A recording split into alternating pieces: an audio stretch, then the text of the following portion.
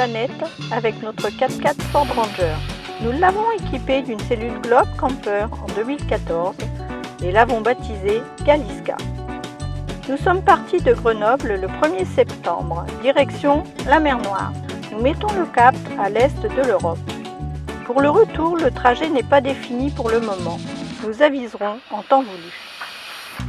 Notre objectif est de vous faire partager notre passion pour les voyages et l'aventure, en vous faisant découvrir, au travers de nos vidéos, de nouvelles destinations. Si vous voulez nous suivre, abonnez-vous à la chaîne, mettez un pouce si la vidéo vous a plu et activez la cloche pour être informé de la prochaine vidéo. Bonjour à tous, on vient de passer la frontière roumaine et nous faisons nos premiers kilomètres en Bulgarie. Dans cette nouvelle vidéo, nous allons traverser la Bulgarie en longeant la côte de la mer Noire pour rentrer ensuite en Turquie.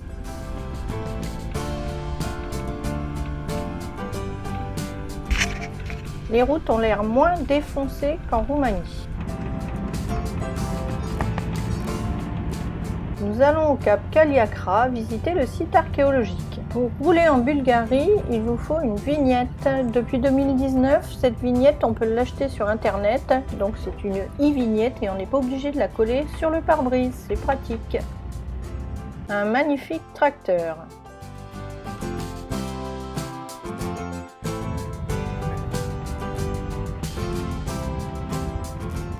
Des tapis bulgares en train de sécher.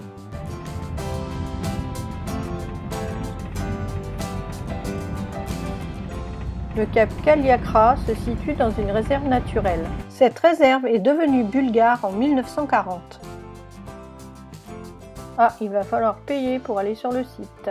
Ce cap est un promontoire de 2 km qui s'avance dans la mer. Selon la légende, la couleur rouge des falaises serait le sang de 40 jeunes vierges qui se sont jetées du haut de la falaise abrupte de 70 mètres pour échapper aux Turcs. Ce site est réputé pour l'ornithologie. Mais on peut également voir des dauphins et certaines espèces de phoques. Bon, avec le temps qu'on a aujourd'hui, on n'est pas gâté. Ce lieu est fortifié. Il y a des vestiges de plusieurs civilisations, des remparts, un aqueduc, des thermes et une chapelle dédiée à Saint-Nicolas.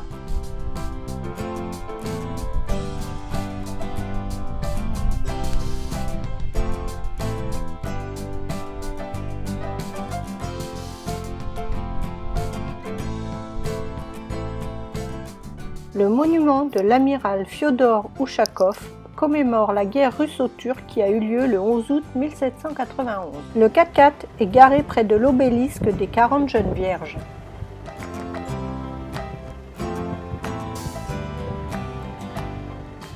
Nous reprenons la route pour aller au camping d'Oreshchok. Les villes que nous traversons ne sont pas très riches. Le salaire moyen en Bulgarie est de 1500 levas, soit environ 800 €. La Trabant, symbole de la RDA, est toujours présente dans les pays de l'Est. Sa production s'est arrêtée en juillet 1990. Nous arrivons à Oreshchok. Le camping se trouve à l'autre bout du village.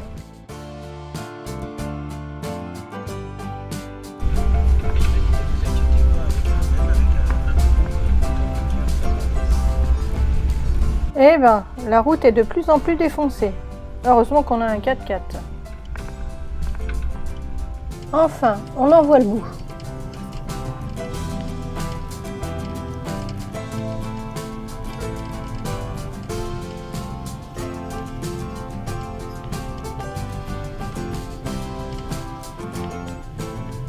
Dans le camping, il y a un restaurant au fond et des defenders un peu partout. Le propriétaire proposait des circuits en 4x4 aux touristes avant la crise sanitaire. Nous nous installons pour la nuit.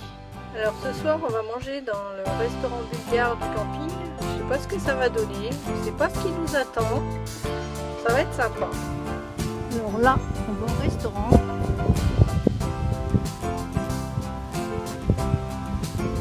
Restaurant bulgare. Les bonnes petites grillades.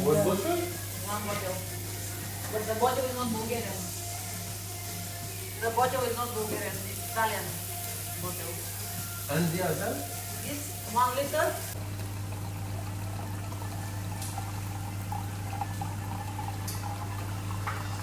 Je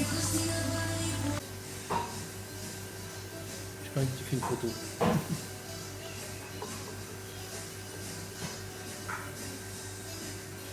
Ambiance bulgare ce soir.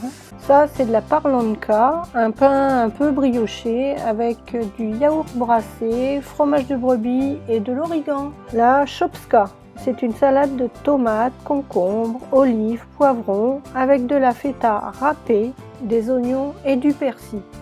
Franchement, c'est très bon. Les kebabs, ce sont des saucisses de bœuf, de mouton et de porc préparées avec du cumin et elles ont été grillées au feu de bois. Pour les manger, il faut les rouler dans un morceau de parlanka. C'est un petit peu trop gras à mon goût, mais c'est pas mauvais. Vous pouvez également fumer la chicha à la fin du repas. Après ces spécialités bulgares, servies dans une ambiance safari, nous retournons à la cellule, dormir comme des loirs. Ce matin, temps pourri maximum. Il a plu toute la nuit. Nous allons à Varna pour faire le plein et les courses. Nous avons 60 km à faire. Varna est la deuxième ville du pays. Elle compte presque 400 000 habitants. C'est un point de passage pour les touristes qui vont ensuite dans les stations balnéaires le long du littoral de la mer Noire.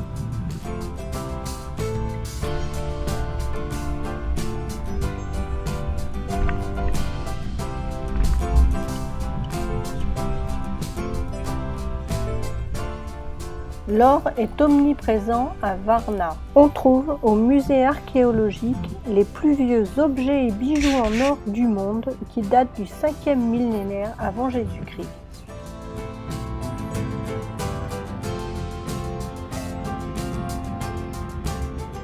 Bon, c'est sûr, traverser Varna aujourd'hui sous la pluie, ça fait pas rêver.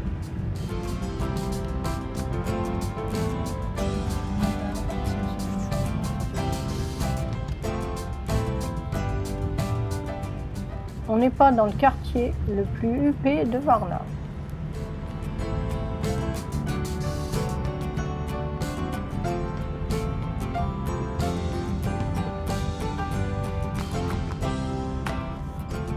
On arrive au supermarché, on fait les courses et ensuite direction les stations balnéaires. Nous traversons le pont d'Asparuh, long de 2 km et haut de 50 mètres. Il passe au-dessus du canal qui relie le lac de Varna à la mer Noire. Il a été mis en service en 1976. Il permet de passer du nord au sud de Varna.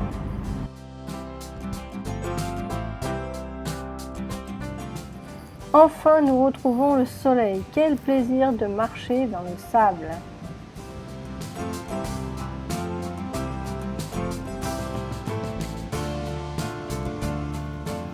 Incroyable! Regardez à mes pieds. La plage est presque propre.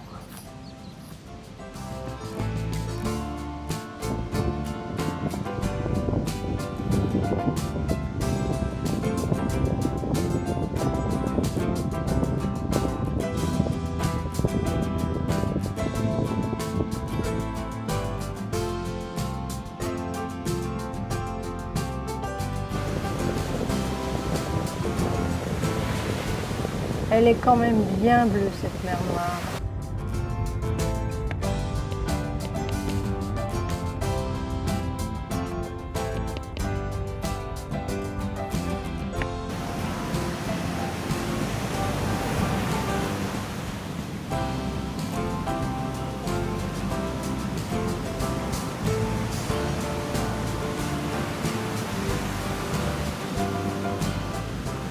Après cette petite balade au bord de la mer, nous reprenons la route direction le camping Gardiena. Ouh, devant nous, deux types viennent de se taper.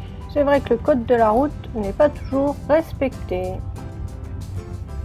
Nous arrivons au camping. Ce camping est très grand et pour aujourd'hui, il est vide. Dans les sanitaires, il y a douche chaude, lave-linge et sèche-linge. L'accès à la plage se fait par les escaliers.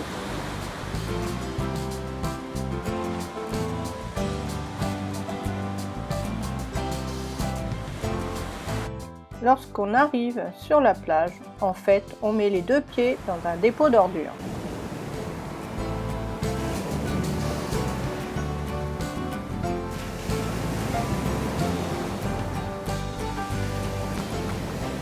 Les détritus de l'été n'ont pas été ramassés, comme partout. C'est quand même dommage d'avoir de belles plages et de ne pas les entretenir. La Roumanie et la Bulgarie sont quand même deux pays très sales. Nous sommes en Europe où chacun devrait prendre conscience qu'il faut protéger notre environnement. Dans ces deux pays, la gestion des ordures reste un vrai problème. Ce matin, c'est très humide et très brumeux. Nous arrivons à la frontière turque. On s'est fait déjà contrôler 2 fois et visiter la cellule. Il y a des migrants qui cherchent à passer la frontière. La police est très vigilante.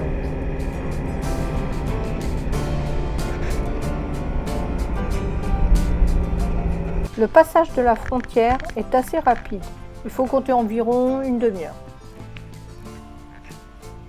Nous nous sommes fait contrôler 4 fois nos papiers et regarder dans la cellule. Nous avons déclaré également de la bière et du vin, mais aucun problème. Nous passons sous le portique de désinfection.